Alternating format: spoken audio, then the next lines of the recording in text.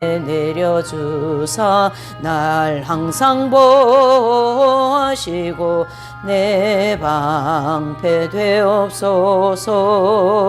그 풍성한 참 사랑을 네 능히 끊을 소냐. 날 구원하신 예수님 참 좋은 나의 친구.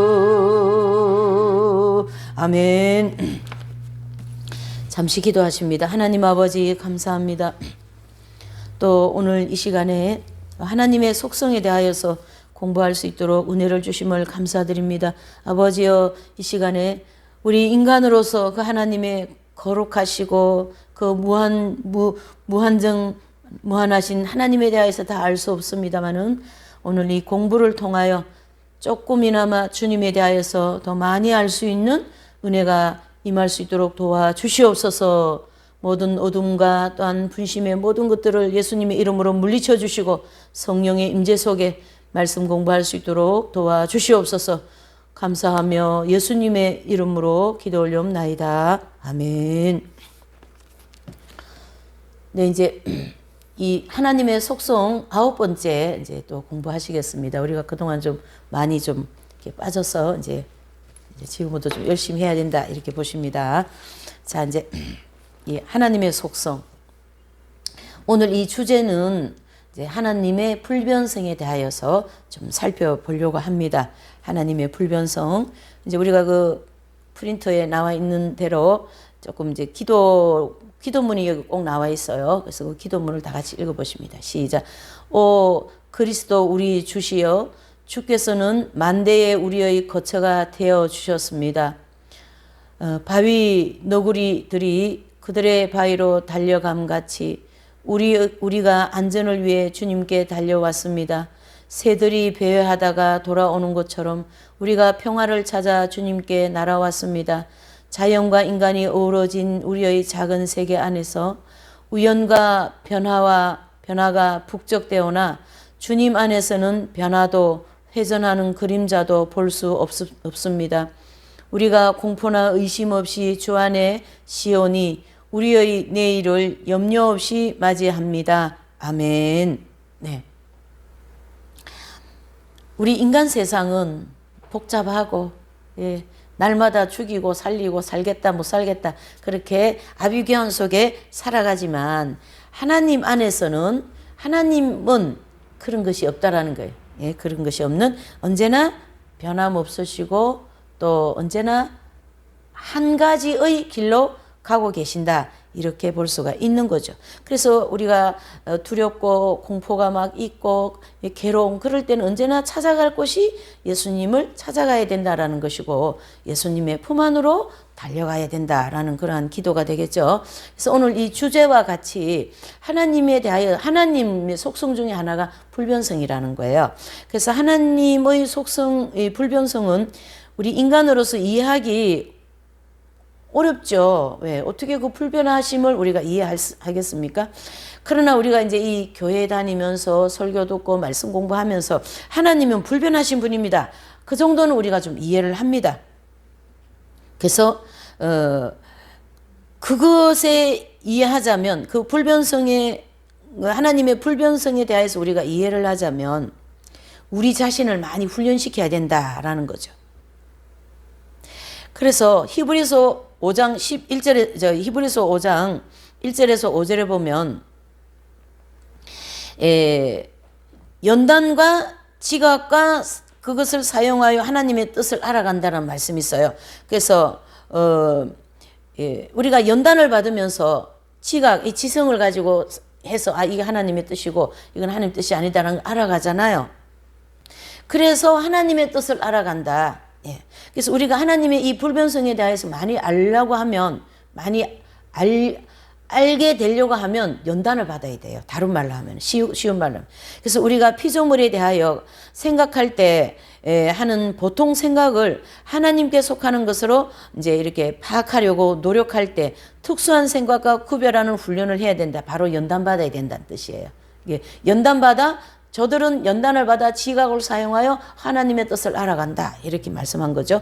그래서 하나님께서 불변하시다고 말하는 것은 본래의 자신에게 결코 달라지지 않으심을 뜻합니다. 그래서 하나님 자신이 나는 스스로 있다. 나는 불변한 자다. 변하지 않는다. 그렇게 말씀하시는 분은 하나님 스스로 말씀하신다. 그래서 성경에서 하나님의 이 개념이 자란다거나 또 발전한다는 것을 찾아볼 수가 없습니다. 하나님은 자라고 변하고 그런 게 없다는 얘기예요. 언제나 그 자리, 언제나 그분, 불변하신 분이다. 그런 뜻이죠.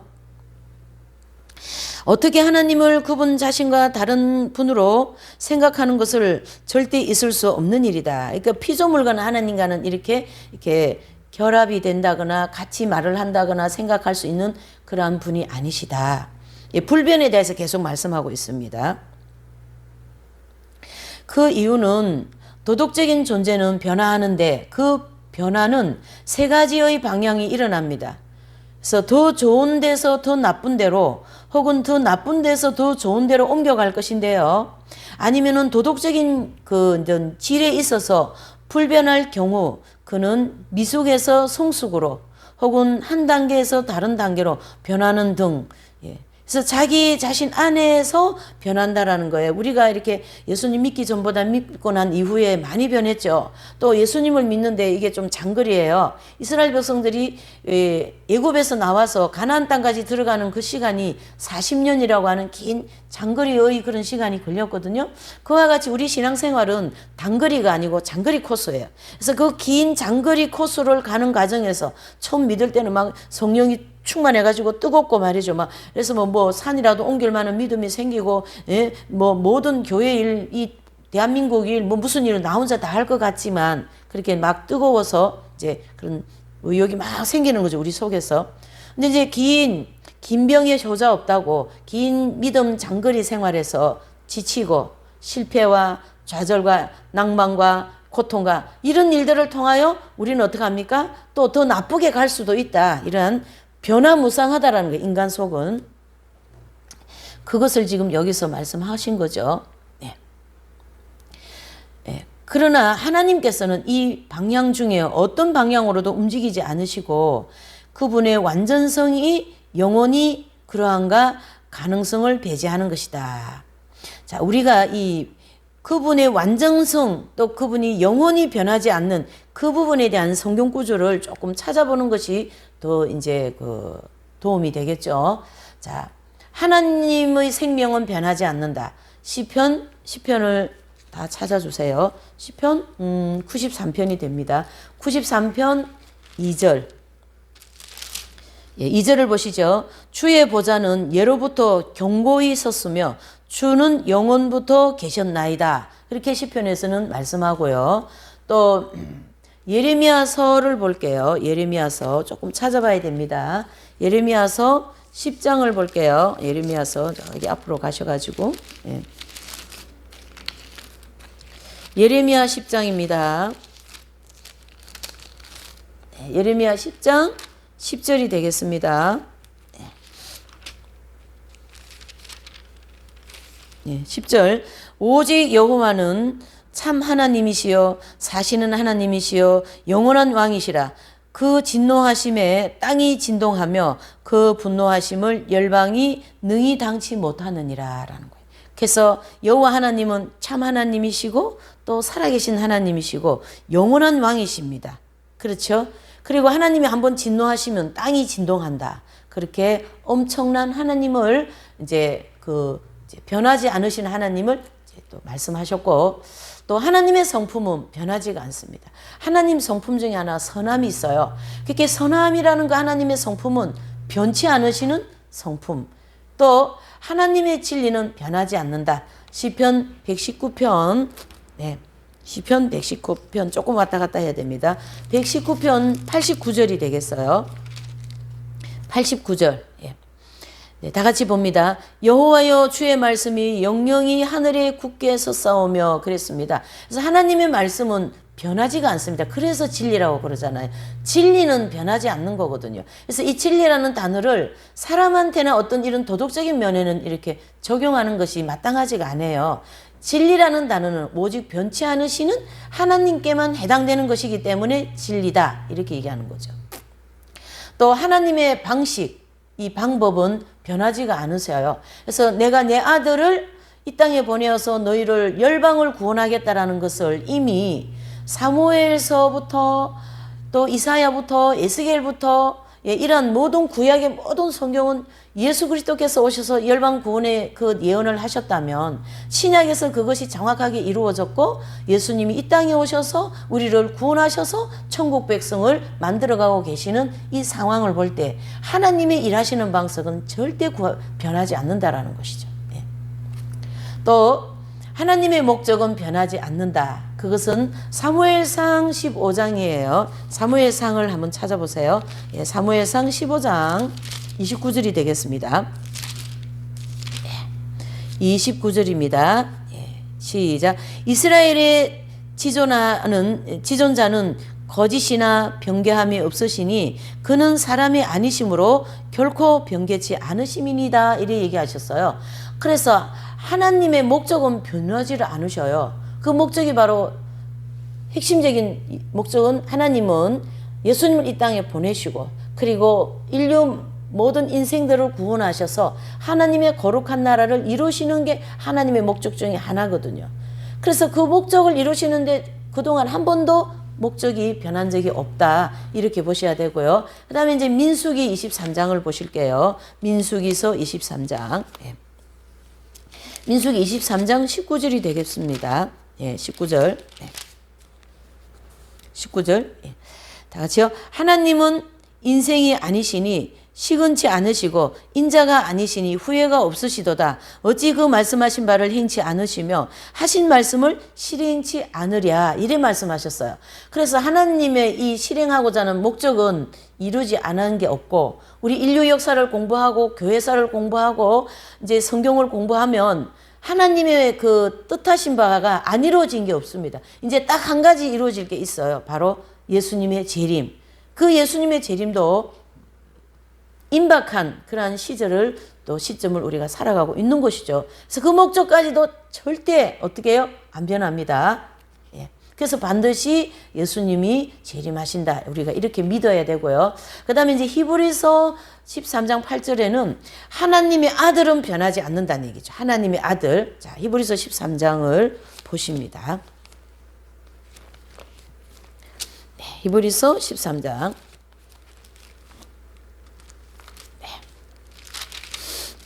13장 8절이 되겠습니다. 13장 8절. 예수 그리스도는 어제나 오늘이나 영원토록 동일하시니라.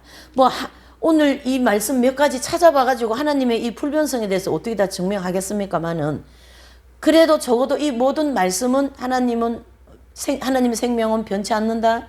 하나님의 성품은 변하지 않는다. 하나님의 진리는 변하지 않는다. 하나님의 방식은 변치 않으신다. 하나님의 목적은 변하지 않으신다. 하나님의 아들은 변하지 않으신다. 결국 하나님은 움직이는 분이 아니다라는 거예요. 또 7장 히브리서 7장 25절을 보시겠어요? 네. 그러므로 자기를 힘입어 하나님께 나아가는 자들을 온전히 구원하실 수 있으니 이는 그가 항상 살아서 저희를 위하여 간구하심이니라. 항상 어떻게 한다요? 항상 살아계시기 때문에 변치 않으셔요. 그래서 생명이라고 그러잖아요. 생명은 인간의 생명, 이 육신의 생명은 살다가 죽으면 끝나는 거예요. 그러나 하나님의 생명은 영원 불변하다. 이렇게 볼 수가 있는 것이죠. 그래서 하나님께서는 더 낮게 변하실 수 없다. 그분은 완전히 거룩하시기 때문에 지금보다 덜 거룩하신 적이 결코 없으며 지금보다 그리고 이제까지보다 더 거룩하게 되실 수도 없다. 그렇죠? 그래서 하나님의 말할 수 없이 이 거룩한 본성 안에서는 어떤 타락도 불가능합니다. 그래서 이 타락한 인간이 연단을 받아서 예수 그리스도의 십자가 공로로 그 보혈 까닭에 우리가 거룩하게 되고 정결케 되어서 하나님 안으로 들어가죠. 그러면 그 피조물 자체도 영원하게 돼. 변하지 않는다라는. 하나님 안에 있을 때 변하지 않는다. 그것이 바로 이긴 자 생명이 합일되었을 때 이루어지는 그러한 일입니다. 진실로 나는 그러한 것을 생각하는 것조차 불가능하다고 믿는다. 왜냐하면 우리가 이렇게 하려고 하는 순간 우리가 생각하고 있는 대상은 벌써 하나님이 아니라 그 밖에 어떤 것, 그리고 그분보다 못한 어떤 존재가 되어버리기 때문입니다. 우리가 생각하고 있는 생각이 위대하고 두려운 피조물일 수는 있지만 그는 하나의 피조물이기 때문에 자존하시는 창조주 일일 수 없습니다. 그래서 하나님의 본질 안에 들어가면 인간도 변할 수 없다라는 거예요. 예. 그러나 피조물과 인간은 하나님과는 비교는 안 되죠. 타락한 인간이 하나님 안에 들어가면 타락한 인간이 안 된다 이런 뜻이에요. 또 하나님의 도덕적 성품에 변화가 있을 수 없는 것처럼 그분의 본질 안에는 어떤 변화도 있을 수 없고 또 하나님의 존재는 하나밖에 없는 유일한 것입니다. 다시 말하면 그분의 존재는 다른 어떤 모든 존재와 다르고 또 우리 자존성과 자기 충족성 또 영원성에 있어서 하나님이 피조물과 어떻게 다르시는지 우리가 이제 살펴봤죠. 앞에 하나님의 충족성, 하나님의 자존성, 하나님의 영원성을 통해서 우리가 이제 우리 인간하고 하나님하고 어떻게 다른가를 살펴봤다라는 뜻이고요. 이 속성으로 인하여 하나님께서는 하나님이시며 또 다른 어떤 존재가 아니십니다. 그래서 티끌만큼이라도 변화라도 있을 수 있는 존재는 지존하지도 또 자족하지도 영원하지도 않으며 따라서 하나님이 아니다.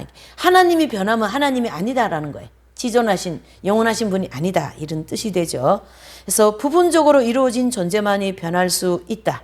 왜냐하면 변화란 근본적으로 어떤 그런 부부의 관계에서 변이하거나 원래 구조 속으로 새로운 어떤 요소가 들어오는 것이기 때문입니다. 그래서 하나님은 지존하시기 때문에 부분적으로 구성되어 있지 않으시고 그분께서 변화해야 할 부분이 없습니다.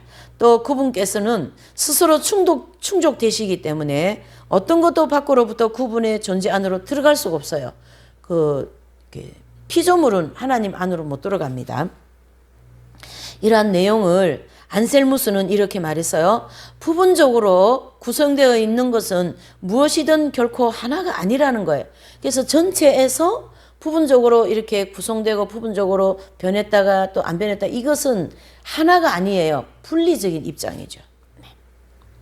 일종의 복수라는 거죠. 또 그 자체와 다르다. 그래서 사실적으로나 개념적으로 이제 분해될 수가 있고 그러나 이런 것은 주님과 아무런 상관이 없습니다. 그래서 주님보다 더 훌륭한 것은 상상할 수 없습니다. 그러므로 주여 주님께는 부분이 없사오며 또 하나 이상으로 분리될 수가 없으십니다. 주님은 참으로 단일한 존재이시고 주님 자신과 동일하심으로 어떤 점에 있어서도 주님께서 주님 자신과 다르지 않습니다. 이렇게 말씀하셨고요. 주님은 단일체이세요. 어떤 개념에 의해서도 나뉠 수가 없어요. 그래서 하나님은 하나. 그래서 삼위일체 한 분 이렇게 얘기합니다. 그래서 우리가 교회사를 공부하면 삼위일체를 자꾸 나누려고 그러면 그것은 반드시 이단으로 정죄가 되었어요.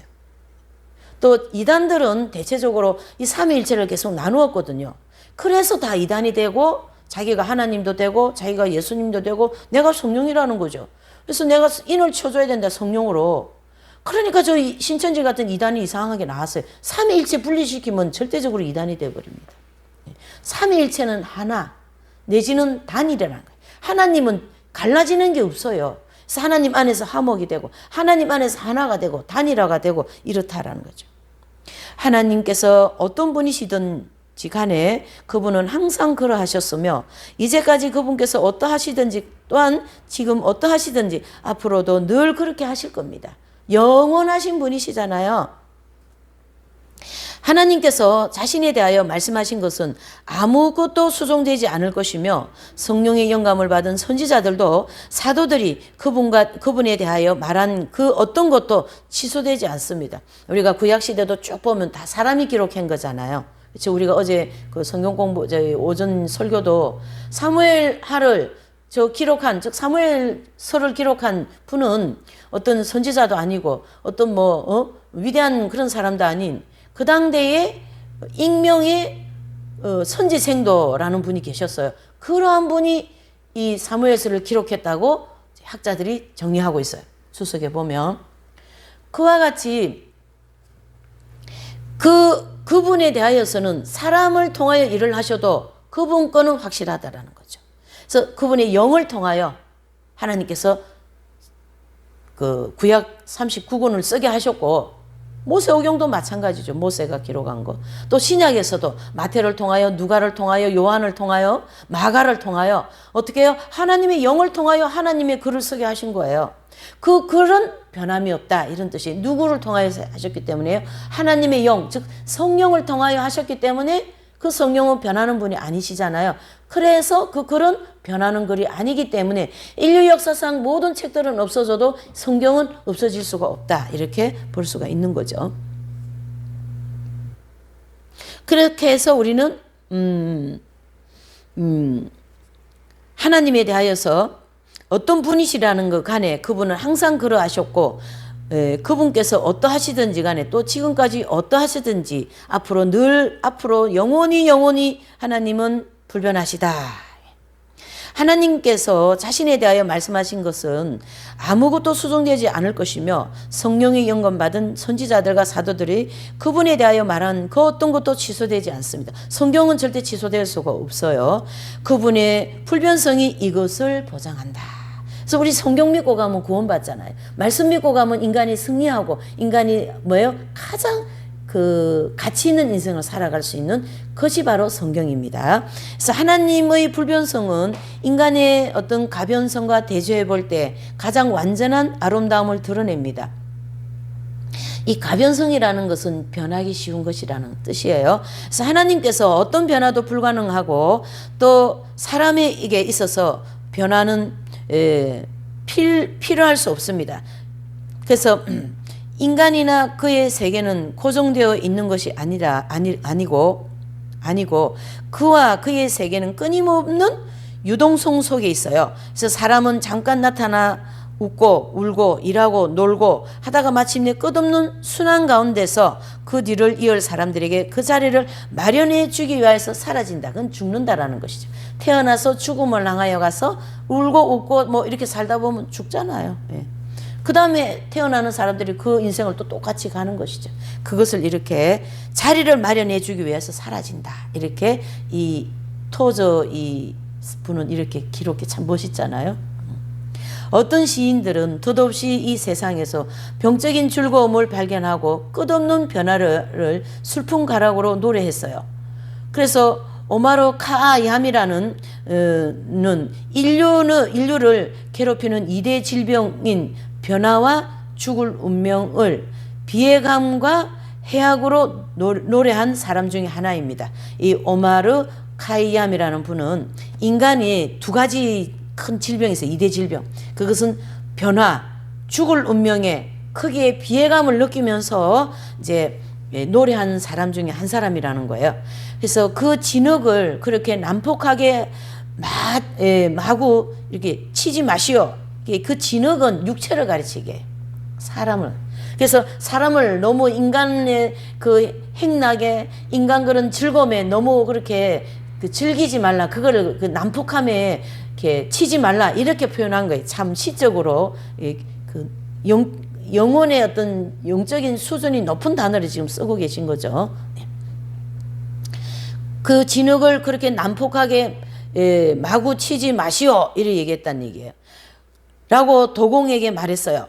그대가 그렇게 맘대로 주무르는 것이 그대 조보의 진토일지도 모르니까요. 라고 유홍에 취한 사람을 일깨웠습니다. 무슨 뜻이냐면 유홍적으로 막 그렇게 인간적으로 세상적으로 살아가는 사람에게 그렇게 말했다라는 거예요. 그 그릇을 굽는 도공에게 도공이 막 흙을 이렇게 막 익혀가지고 막 이렇게 이제 뭘 만든다고 막 이리 치고 저리 치고 하는 모습에 이제 이런 말씀을 한 거예요. 그 흙을 너무 마구 치지 마시오. 그 흙은 바로 사람을 가르치게 하고 마구 치고 막 그렇게 하는 것은 어떻게 해요? 행락에서 인간적이고 세상적인 그런 삶에 너무 인생을 마구 치지 말고 사시오. 그런 교훈을 줘서 감화를 끼쳤다. 이래 얘기하잖아요. 부드러운 유머로 표현된 이 감미로운 슬픔의 가락은 그의 사행시의 아름다움을 더욱 빛나게 하지만 아무리 아름다울지라도 그 긴 그 시 전체는 병도로 있습니다. 자기를 삼킬 뱀에게 늑을 잃은 새처럼 그 시인은 자기와 모든 사람과 모든 세대의 사람들을 파멸시키고 있는 원수에게 완전히 매혹되어 있는 것을 이제 있는 것이다. 이래 보는 거죠. 그러니까 여기 지금 이 단어를 보면 자기를 삼킬 뱀에게 늑을 잃은 새처럼 상당히 그 낯익은 단어들 아닙니까? 자기를 이제 삼킬 뱀을 쳐다보고 넋을 잃고 이렇게 쳐다보는 거예요. 무슨 뜻입니까? 바로 아담과 하와에게 뱀이 나타나서 하와에게 이 선악과를 먹으면 너의 눈이 밝아지고 너가 좋게 되고 너가 더 하나님보다 잘 될 거야. 그러한 달콤한 미혹에 그 뱀을 쳐다보고 이렇게 넋을 잃고 그 말을 듣고 그만 그 선악과를 따먹어 버리잖아요. 그래서 우리 인간이 이렇게 불행하게 된 겁니다. 지금 밖에 이 문만 열고 나가면 불행이 넘쳐 흐르는 게 이 세상에 바뀝니다. 그럼 불행이 넘쳐 흐르는 세상을 예수님은 십자가를 통하여 끌어안으시고 그 모든 불행과 죄악을 십자가에서 예수님이 죽어주셨기 때문에 인류는 뭐죠? 희망과 소망이 생긴 거예요. 성경의 저자들도 역시 인간의 가변성을 주목하고 있습니다. 그러나 그들은 건강한 사람들이어서 그들의 말 속에는 건전한 힘이 있어요. 성경의 저자들을 가르치게 합니다. 그래서 그들은 그 큰 병에 대한 치료책을 발견했어요. 그들은 하나님께서는 변하지 않으신다라고 말하고 또 변화의 법칙은 타락한 세계에 속하나 하나님은 불변하시기 때문에 신앙의 사람들은 그분 안에서 영원한 지속성을 발견한다. 한편 변화는 하나님 나라의 자녀들을 해하지 않으며 그들을 위하여 일합니다. 즉 그들 안에서 일하시는 변화는 내주하시는 성령의 손에 의하여 생깁니다. 그래서 성령 받은 성도들은 변화야 변화. 그래서 우리가 변화됩시다. 변해야 삽니다. 그런 얘기하죠. 왜 성령에 의해서 새롭게 하나님의 형상을 이루어 나간다. 이런 뜻이 되는 거죠. 우리가 다 수군을 벗은 얼굴로 거울을 보는 것 같이 주의 영광을 보며 저와 같은 형상으로 형상화하여 영광으로 영광이 이르니 곧 주의 영으로 말미암으니라 하고 고린도후서 3장 18절에 말씀하고 있습니다. 그 수군을 가려 있지만은 이 수군을 벗을 일이 있을 거고 요업이 그 많은 엄청난 연단을 다 받고 난 다음에 고백하셨죠. 내가 전에는 하나님에 대하여 수군을 가린 것처럼 희미했는데 이 모든 고난을 받고 난 이후에는 수군을 벗기고 귀로 듣는 그런 하나님이 직접 눈으로 보는 거다. 이렇게. 그러니까 하나님 안에서 완전하게 되었다. 그런 뜻이 되는 거죠. 변화와 부패의 세계에서는 신앙의 사람마저도 완전히 행복할 수 없다. 본능적으로는 그는 불변하는 것을 추구하며 정든 것들이 사라질 때에 깊은 좌절을 겪습니다. 이게 육적으로 빠졌을 때는 육이 이렇게 만족하지 않으면 깊은 좌절에 빠진다 이런 뜻입니다. 이러한 내용들을 프레드릭 파버는 이렇게 기도합니다. 오 주여 내 마음의 병을 이 무상한 변화의 병을 알라이다. 우리가 다 이 무상한 병을 앓고 있어요. 우린 다 병자입니다. 그래서 예수님 앞에 기도하고 말씀을 묵상하고 성령의 은혜를 받으면 이 병을 치료를 해야 돼요. 그래서 하나님의 성령은 치유의 하나님이다. 이렇게도 얘기하죠. 인생은 쉼도 없이 변화하는 길을 마냥 쉬 달려가오나 주님에게서 변하는 그 비슷한 모양도 발견할 수 없고 주의 잠잠한 영혼 속에서 메아리도 일으키지 못하나이다 하고 이 프레드릭 파버는 이렇게 기도합니다. 파버의 이 말은 누구나 공감할 것입니다. 그러나 우리가 지상의 모든 것 속에서 이와 같이 타락한 세계에 안정성이 없음을 매우 한탄할지라도 변화할 수 있는 능력 그 자체는 황금과 같은 보고이며 끊임없는 감사를 드려야 할 엄청난 가치를 지닌 하나님의 선물이다. 무슨 말이냐 하면요. 일단 신학적으로 좀 시적으로 표현을 해서 그런데요. 변화무쌍한 인간이 변하지 않는 하나님 안에 들어가면 변하지 않는 인간이 된다라는 아주 소망적이고 또 뭐예요? 또 그런 어떤 하나님 안에서의 능력을 가르치게 하는 거죠.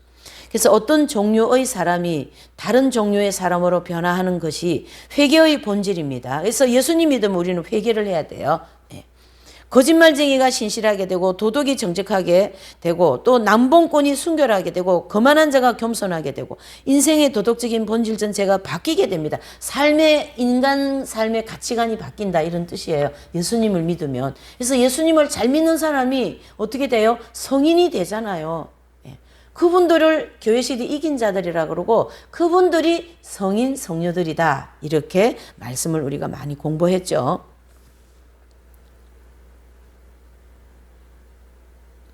그래서 인생의 도덕적 본질 전체가 바뀌게 되고 그 사상도 욕망도 애정도 변화되어 그 사람은 이제 더 이상 과거의 사람이 아니다 이렇게 얘기하는 완전히 변화된 사람인 거죠. 난폭한 두 분 어린 나이에 가부와 결혼해서 아이도 낳고 하는 그 어신 성자 같은 그런 분도 완전하게 변화가 되어서 그 위대한 고백록을 쓰기도 하고 그런 이제 기사 옷을 입고 뽐내고 다니던 그러한 프란시스 성자가 완전하게 변화되어서 위대한 성자가 되면서 인류에게 빛을 비추고 있잖아요. 과거의 그런 프란시스와 어거스틴 성자가 아니라는 거죠. 이 변화가 매우 근본적이므로 사도는 전 사람을 옛사람이다 이래버려 옛사람의 변화 그렇죠? 옛사람이다 라고 부르고 현재의 사람을 자기를 창조하신 자의 형상을 쫓아 지식에까지 새롭게 하심을 받는 자. 그래서 골로새서 3장 10절에 그렇게 말씀하는 거죠. 그 변화는 외적인 행동이 보여줄 수 있는 어떤 것보다 더 깊은 근본적인 본질이 변한다는 얘기죠. 그래서 우리가 그 죄성을 가지고 있는 즉 원죄를 가지고 있는 그 7가지의 죄악성이 광야 연단 과정을 마치면서 영적 할례를 통하여 이 완전한 변화 속으로 들어가는 거죠. 그래서 더 높은 본질을 지닌 생명을 받아들이는 것을 대표하고 있기 때문이다. 이곳은 이 저자가 생명이 합일되어진 체험을 했기 때문에 이 깊은 거를 신학적으로 이렇게 하나님 속성에 비유하여서 이렇게 설명을 해내는 거죠. 옛사람은 그의 최고의 상태에서도 아담의 생명을 갖고 있을 뿐이고 그러나 새 사람은 하나님의 생명을 갖는 것이다. 즉 생명이 우리 광야에서도 성령이 함께 하시기 때문에 우리가 생명이 있는데 완전한 생명이 확보되는 것은 이긴 자 경지 즉 여호수아서 5장 9절에 보면 이스라엘 백성들이 할례를 하잖아요. 그와 같이 우리 신약에는 예수 그리스도의 십자가 공로로서 연단을 다 받고 영적 할례 받는 것이 의인이 되는 것이다. 이렇게 생명으로 거듭난다. 그것이 바로 새 사람이다. 이렇게 얘기할 수 있죠. 이것은 단순히 표현의 한 방식이 아니라 글자 그대로 참말로 이 사람이 완전히 변화되었다. 이런 뜻이에요. 그래서 하나님께서 어떤 영혼 속에 영원한 생명을 넣으시면 그 사람은 새롭고 더 높은 차원에 속하는 사람이 됩니다. 그래서 속죄의 과정을 이루어 가심에 있어서 불변하시는 하나님의 변화를 충분히 이용하시고 연속적으로 변화를 통하여 결국 불변 세계에 이르게 하십니다. 그래서 죄인을 부르셔서 의인을 만드시는 하나님의 그 역사, 속죄의 역사, 그 다음에 인간을 의인을 만드시는 그 하나님의 은혜 이렇게 볼 수가 있는 거죠. 히브리서에 이것은 매우 분명하게 나타나 있어요. 히브리서에서는 히브리서 10장 9절에 보면 그 첫 것을 패하심은 둘째 것을 세우러 하심이라 그랬어요. 첫 것은 옛날 거, 그래서 애굽 거. 그러나 둘째 것은 그리스도를 통하여 새 것으로 만들어 가시는 거죠. 새 것을 만든다. 이것은 놀랄만한 책이 가르치는 교훈의 절정이라 할 수 있어요. 일시적인 옛 언약의 폐기되고 일시적인 옛 언약은요 율법에서 언약한 것을 폐기하고 새롭게 영원한 언약을 들으셨다. 그건 바로 예수 그리스도를 통하여 우리와 하나님과의 관계를 새롭게 언약을 하셨다라는 거예요. 그래서 염소와 소의 피는 유월절 어린 양의 피가 뿌려졌을 때 그 의미를 상실합니다. 그래서 구약에 레위기 16장에 보면은 이제 염소, 짐승을 통하여 제사를 드려서 이스라엘 백성들이 죄를 사했잖아요. 그것이 실제적인 신약에 와서는 예수님의 십자가를 통하여 어떻게 합니까? 그 인류의 모든 죄인들을 믿기만 하면 그 죄를 사해 주실 그런 은총을 준비하셨다. 영원한 언약을 세우셨다. 그것이 성취되었다라는. 그래서 짐승의 피는 소용이 없다 이런 뜻이에요. 오직 예수님의 피만이. 그래서 율법, 제단, 제사장직 이것은 모두 일시적인 것이고 변화됩니다. 이제 하나님의 영원한 법이 인간의 영혼을 구성하는 이제 살이 있고 또 민감한 성분에 영혼이 새겨져 있다. 이것은 옛 성전은 더 이상 있지 않고요. 새 성전이 하늘에 영원히 존재하며 거기에서 하나님의 아들이 영원한 그 제사장직을 수행한다. 바로 대제사장이신 예수 그리스도를 깊이 생각하라. 이렇게 말씀하고 있잖아요. 그 히브리서에서는. 그래서 우리는 하나님께서 구속한 백성들에게 복 주시기 위하여 변화를 미천한 종으로 사용하시는 것을 보게 됩니다. 그래서 그분 자신은 변화의 법칙 밖에 계시며 우주 안에 일어나는 변화에 의하여 조금도 영향을 받지 않으시는 분이 영원 불변하신 하나님입니다. 그래서 찰스 웨슬리는 이렇게 말씀했죠. 또 변화를 겪는 만물이 주의 영혼이 동일하시다고 외치나이다. 이렇게 말씀하는 것은 이 만물은 변화무쌍한 것을 이 변화무쌍한 만물이 하나님을 향하여서 하나님은 불변하신 분입니다 하고 외치고 있다 이런 뜻이에요. 그래서 변화무쌍한 만물은 하나님은 불변한 분이라는 것을 증명한다 이런 뜻이에요. 다시 용도에 대한 문제가 제기된다. 하나님이 불변하시다라는 지식이 나에게 무슨 소용이 있는가? 하나님 불변한데 나하고 무슨 관계 있습니까? 이런 뜻이죠. 그 전체는 단순한 형이상학적 상식이 아닌가. 특별한 유형의 기질을 가진 사람에게는 어떤 만족을 가져다 줄지 모르나 현실적인 사람에게는 아무런 실제적인 의미를 가질 수 없는 그런 것이 아닌가. 이렇게 어떻게 해요? 변화무쌍한 입장에서 반문적인 질문을 한 거죠. 만약에 현실적인 사람이 이 세속적인 일에 몰두하고 그리스도의 주장이나 그들 자신의 영혼의 복리나 오는 세계의 영광에 무관심한 그런 불신자들을 의미한다면 이와 같은 책은 그들에게 아무런 의미를 가질 수 없을 것입니다. 또 불행한 일이지만 종교를 심각하게 다루고 있는 어떤 다른 책도 마찬가지일 것입니다. 그러나 그러한 사람들이 다수를 점유하고 있는지 모르지만 그들이 인구의 전체를 구성하지는 않는 거죠. 바알에게 무릎 꿇지 않는 몇 명이 남아있어요? 7,000명이 있습니다. 7,000명이 아직 남아있다라. 그래서 이들은 자기들이 하나님을 예배하고 그분의 임재를 영원히 즐기기 위하여 창조되었음을 믿고 또 자기들이 영혼을 함께 보낼 하나님에 대하여 가능한 모든 것을 배우고자 열망하는 거죠. 우리가 매주 성경 공부하고 이런 말씀을 또 유튜브를 통하여 이렇게 듣고 또 공부하고 성경 읽고 기도하고 또 헌신하고 봉사하는 이 모든 것은 뭐예요? 불변하시는 하나님께 우리를 변하지 않는 사람으로 만들어 주시려는 마음의 열망이다 이런 뜻이에요.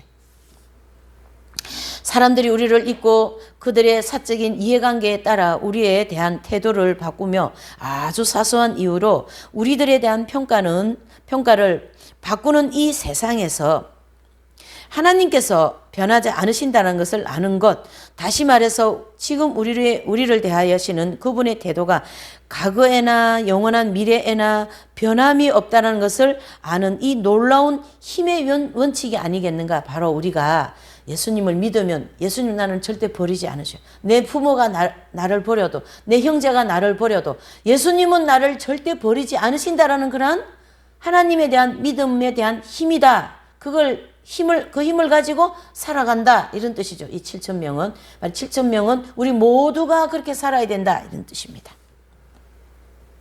하늘에 계신 우리 아버지께서 그분 자신과 결코 다르지 않으시다는 것을 깨달는 것은 그리스도인의 심령에 얼마나 큰 평안을 가져다 주는가. 그 어느 때라도 우리가 그분께 나아갈 때 우리를 반가운 빛으로 맞아주실까 하고 염려할 필요가 없어요. 우리는 주님 앞에 가면 주님은 늘 반갑게 맞아주십니다. 너 옛날에 왜 그랬어? 너 왜 그랬어? 그렇게 안 하신다라는 얘기예요. 그게 바로 탕자의 부유에서 우리에게 말씀하고 있잖아요. 다 재산을 탕진하고 왔지만은 신발을 신기고 옷을 해입히고 잔치를 해서 맛있는 걸 먹이고 그렇게 하는 하나님이시다, 이런 뜻이죠. 돌아오기만 하라. 돌아오기만 하라. 그분께서 항상 사랑과 믿음뿐만 아니라 비참과 궁핍도 받아주십니다. 그분에게는 이제 어떤 사무 보는 시간이나 면회 사절의 기간이 없어요. 그러니까 예수님이 사무 보게 되면 좀 이따가 와라, 또 지금은 면회 사절이라 그게 없다는 얘기죠. 오는 모든 인류 인생들을 다 받아들이고 다 끌어안으시는 하나님이십니다. 안 와서 문제지. 하나님과 관계없는 신앙생활, 하나님과 관계없는 생각, 하나님 나는 너를 모른다, 또 내가 언제 너에게 그렇게 하라고 그랬느냐? 그것은 너를 위해서 나를 위해서 했니? 나는 11조를 많이 하지 않았습니까? 주님을 위해서 이렇게 헌신하지 않았습니까? 그러면 주님이 그건 너를 위해서 했지 나를 위해서 했느냐? 이러면은 할 말 없어요. 그래서 우리가 늘 깨어서 헌신하고 봉사하고 뭘 해도 주님의 초점이 되어서 해야 되는 거예요. 주님.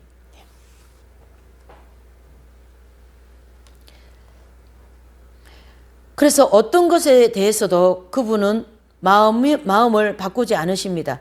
오늘 이 순간에도 그분께서는 피조물에 대하여, 갓난 애들에 대하여, 병든 자들에 대하여, 타락한 자들에 대하여, 죄인들에 대하여 인류를 위해 죽으시도록 독생자를 세상에 보내실 때와 동일하게 느끼고 계십니다. 그래서 이 인간의 세상은 죄와 불행으로 정말로 구제불능 같은 그 세상을 향하신 하나님의 마음이, 그래 내 아들이라도 너희들을 위하여 내어주어서 너희들을 구원해야 되겠다는 그 마음이 변치 않으신다고요. 하나님은 결코 기분을 바꾸시거나 애정이 식어지거나 열정이 잃거나 하지 않으신다, 이런 뜻이죠. 그래서 하나님의 열정, 열심, 이 모든 것은 변하지 않으신다. 언제나 똑같습니다. 우리가 죄를 짓고 있을 때나 어떻게 해요? 우리가 죄를 짓지 않고 열심히 살 때나 관계없어요. 언제나 하나님은 변하지 않으시는 그러한 모습으로 우리를 반겨주시고 받아주신다. 이렇게 이제 보셔야 되는 거죠. 지금도 죄에 대한 그분의 태도는 에덴 동산에서 죄지은 사람을 몰아내신 때와 동일하시며, 죄인들에 대한 태도는 그분께서 손을 뻗쳐 마태복음 11장 28절에 보면 수고하고 무거운 짐진 자들아 다 내게로 오라 내가 너희를 쉬게 하리라 라고 우리 기전에 우리 마음에 계속 말씀하고 계세요. 세상적으로 정욕적으로 사는 그리스도인들을 향하여, 또 하나님 중심적으로 살지 않는 하나님의 모든 그런 그 지도자들이나 백성들을 향하여 지금도 기전에 말씀하신 수고하고 무거운 짐진 자들아 다 내게로 오라. 얼마나 이 모든 이 말씀 안에 엄청난 것이 내용이 들어있는 줄 모릅니다. 하나님은 타협하지 않으시며 구슬르지도 않으신다. 그분께는 설득당하여 당신의 말씀을 변경하시거나 이기적인 기도에 응답해 주실 수도 없으십니다. 하나님을 발견하고 그분을 기쁘시게 하려는 우리의 모든 노력에 있어서 우리가 기억해야 할 것은 모든 변화는 우리 쪽에 있다라는 사실입니다. 그래서 말라기서 3장 6절에 보면 나 여호와는 변혁지 아니하나니 그랬습니다. 나 여호와. 그리고 성경에는요 하나님이 변하지 않으신다는 말씀이 굉장히 많이 나와요. 그래서 하나님은 이 변하지 않으시는 분으로서 하나님은 우리가 한 가지 또 살펴볼 게 뭐냐면 죄인에 대해서 용납할 수 없는 것 또한 변하지 않으십니다. 그래서 에덴 낙원에서 아담과 하와가 범죄하였을 때에 이 아담과 하와를 쫓아낼 수밖에 없는 하나님의 속성이에요. 그래서 쫓아내 버리신 거예요. 그래서 십자가를 통하여 다시 구원하여서 에덴 낙원으로 들어오게 하시는 그 하나님의 측량할 수 없는 사랑을 우리가 볼 수가 있는 거죠. 그래서 명백히 진솔된 그분의 말씀에 응하여 우리의 삶은 그분이 계시된 뜻에 일치하기만 하면 됩니다. 그분의 우리의 삶을 그분에게 일치시켜야 돼요. 내한테 일치시키면 안 돼요. 그것은 멸망의 길을 가는 거예요. 그분의 무한하신 능력이 성경에 기록된 진리의 복음을 통하여 정해진 방식대로 우리를 향하여 즉각적으로 역사하시게 될 겁니다. 그래서 하나님은 우리를 향하신 모든 방법을 다 활용하셔요. 그래서 아브라함은 돌을 깎아서 그 우상을 만드는 집안에 그 아들을 불러내시잖아요. 그래서 하나님 방법으로 아브라함을 이끌어 가시고, 그래서 어떻게 해요? 모세를 통하여 이스라엘 백성을 이끌어내게 하시고, 이게 다 하나님의 방법이라는 거예요. 모세는 이제 나일강에서 건져진 그 애굽의 왕자가 되잖아요. 그 왕자로서 거기서 아주 호의호식 부를 누리고 살던 모세를 향해서 하나님이 그런 방법을 통하여 불러내시는 거예요. 그 부르심에 우리가 응답을 해줘야 됩니다. 그래야 구원을 받습니다.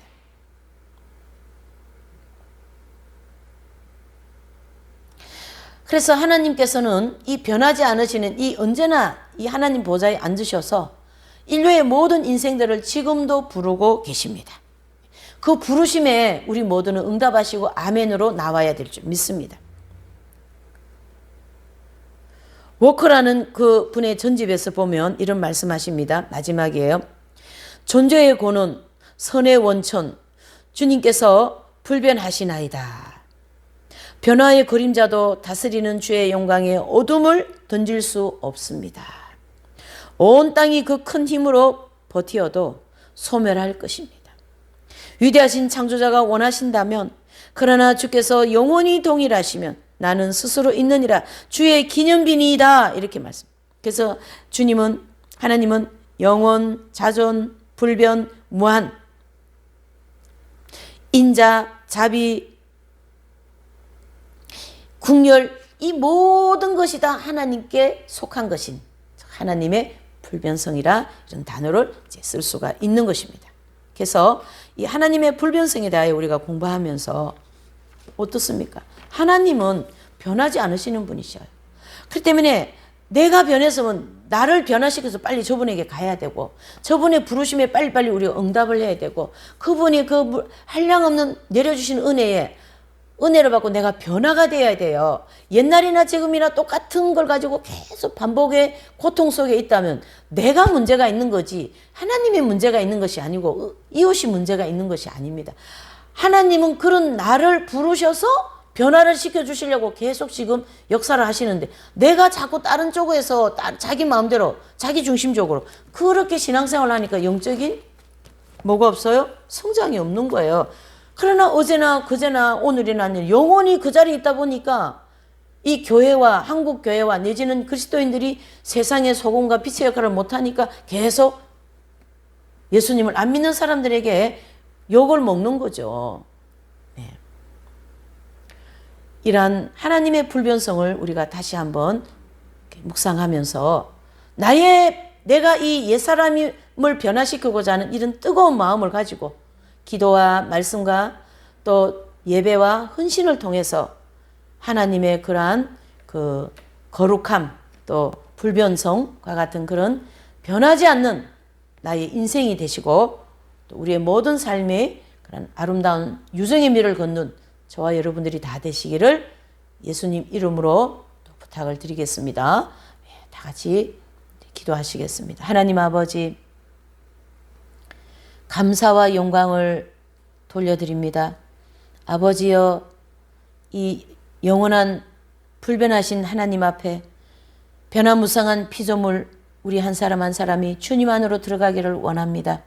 아버지여, 설 때가 있고 앉을 때가 있고 울 때가 있고 기쁠 때가 있고 비 올 때가 있고 햇볕이 날 때가 있는 이런 인생사에서 언제나 변하지 않으시는 예수님과 함께 가게 하여 주시고, 우리의 믿음이 더 성장하게 하시고 인격과 우리의 모든 삶의 방식이 하나님 방법으로 하나님 중심적으로 변화될 수 있도록 축복하여 주시옵소서. 이 모든